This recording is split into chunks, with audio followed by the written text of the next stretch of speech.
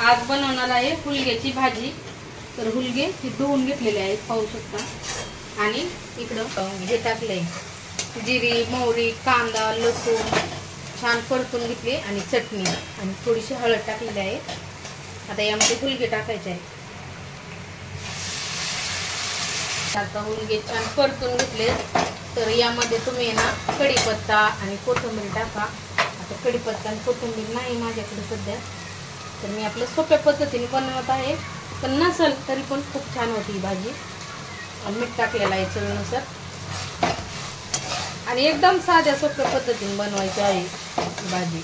हिला मसाला वगैरे काही टाकायचं नाही, फक्त कांदा लसूण जिरी मोहरी टाकायची, थोडीशी हळद आणि लाल चटणी शेंगदाण्याचा कूट टाकायचा आणि कोथिंबीर कढीपत्ता असला तर आणखीन पण छान लागते, पण अशी पण छान लागते नसेल तरी पण चालेल। पाणी टाकून घेता येतं। आपल्याला जेवढी पातळ भाजी करायची आहे तेवढं असं पाणी टाकून घेते।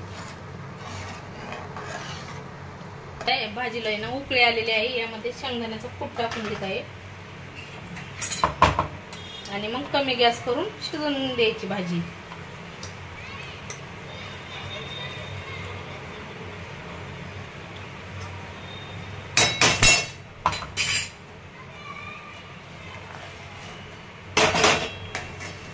तर शेंगदाण्याचा कूट टाकलेला आहे आता यामध्ये आणि कमी गॅस करून आता होऊन द्यायची भाजी।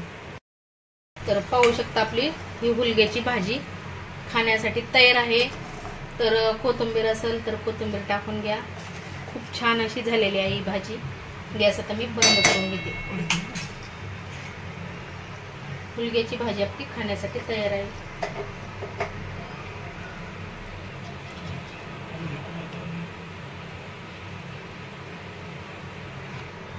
दाखवायचं ना।